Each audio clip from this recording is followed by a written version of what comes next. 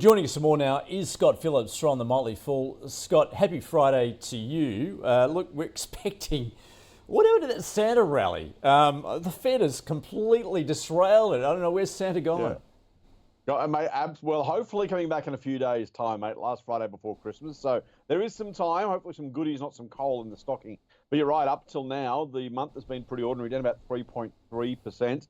The Fed causing a significant amount of that damage, as you rightly point out, cutting back on their interest rate forecast next year from 4 to 2. Of course, they did cut rates this week, but it's it's made a nice hole in everything. That being said, mate, I will say, even after the big falls in the US, they're still up more than 20% year to date. Our market, after falling yesterday, still up, I think it was high sevens. Had some dividends in, you're probably close to 10, maybe even 10.5, 11%. So I don't know, mate. It would have been nice to actually put a cherry on that cake, particularly, or some icing on that cake if I don't mix my metaphors. Particularly coming to the end of the year, looks like we won't get a strong December, at least for now. Don't forget, though, there was a time, was it 2 years ago, when the time between Boxing Day and New Year's Day was an absolute rocket. So don't rule it out just yet. We've got a few days of December still to come. All right, it's easy to be greedy, isn't it, in the midst of a bull market? So we'll see how that transpires. So, Scott, what are you watching locally then? And I guess let's first start at a sector level. Of course, the banks have just outperformed and then some this year. Where do you see that going into 2025? Mate, I'm a broken record on this, and I've been wrong for the last 12 months. You look at the P's of some of these things and the lack of profit growth. I think the best we had from the big four last time they all reported earnings was flat. I think it might have been CBA. The others were down. I'd have to double check my numbers. But, this is and the PEs are pretty high for that sort of business, right? I don't know, mate. There's a lot of ambition. There's a lot of courage in the share price of these banks. So I don't know how you buy them at the current price. Maybe you say I'll take the income and who cares about the share price. I would be flabbergasted if the banks outperform over the next couple of years. That being said, part of the problem or opportunity, depending which way you look at it, with the banks is they are so dominant as a part of our index. They drive the index either direction anyway, right? So any out or underperformance is kind of on the margins because they are the best part of, 35% of our index anyway. So the rest of the markets will do a lot to either make up for or drag down the performance of the banks. But you're right, it has been the place to be this year.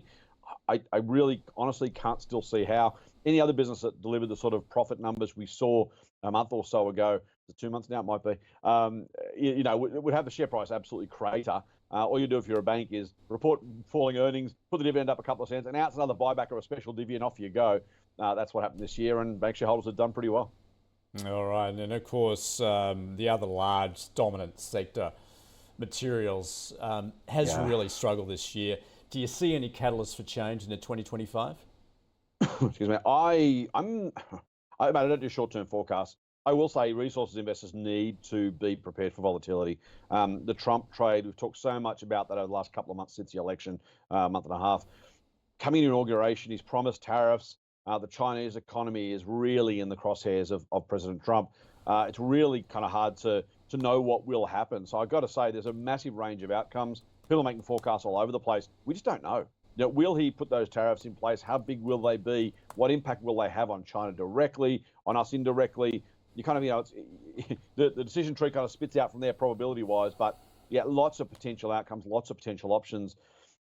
Maybe, honestly, the catalyst might actually be Donald Trump not doing as much as he said he might, or the fears of the market being a little bit unfounded. We've seen the iron ore price come down, the Chinese economy being stimulated too. So, yeah, I mean, who knows, right? The circumstances will be rocky, will be volatile. How that impacts on share price and commodity prices will probably come down in the next 12 months more to sentiment than actual fact. That's the way these things tend to trade in the short term. But yeah, I would be wary. I own Fortescue shares. I've said this before. I don't own any other miners. I'm not going to sell them. I'm not worried about the short and medium term issues. But I will say I do expect a lot of volatility, particularly as the market guesses and second guesses. The days leading up to that inauguration, the days after that, depending on what he announces, I suspect we might need our crash hats on for a little bit of that time. All right. Look, just dipping back into the banks again, ANZ, Shane Elliott on the way out and getting a bit of a kick as he goes too in terms of his remuneration. Look, no one's going to feel sorry for Shane Elliott, and fair enough. He's made a lot of money out of ANZ and done really, really well. That being said, he's foregone more than $1 million. I saw two numbers, 1.5 and 3.2 million yesterday. I don't know, mate. I reckon if someone walked into my house well, I don't have it laying around. I had $500,000 or $100,000 in cash, and they kind of walked away with it. And went, oh, no big deal, no worries. I'd be pretty upset, I reckon, about that. Shane Elliott, the money literally almost had in his hand the proverbial lotto win just evaporated because shareholders said otherwise. Maybe deservedly, by the way.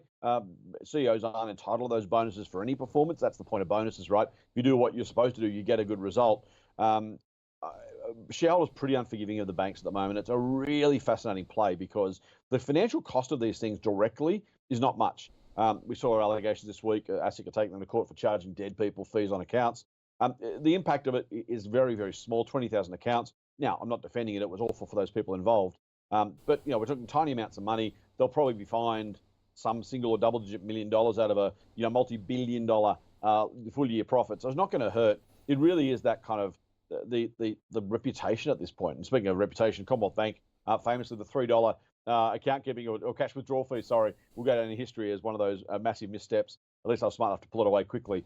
But yeah, I think at the moment, both for the executives board and for shareholders, they're very much that perception, that reputation, the brand value that's driving far more of the thinking, the talking, and the changes than the actual financial impact of those things. And Scott, just looking at a mega merger, of course, a Sigma and Chemist Warehouse set up for next year, clearing another hurdle. In fact, an independent expert commissioned by Sigma, perhaps not surprisingly, has recommended that that deal is fair and reasonable. If you look at, I actually not about this one, but not too long ago, I looked at the Utopia episode where the executive consultants walk in and say, well, "What are you expecting to see?" And the guy says, "I don't know. But if you were going to make a guess, what would you like?" And he says, "Well, the government would probably like it to go ahead, I guess." And, oh, good. That's all we need to know. Thanks for your time.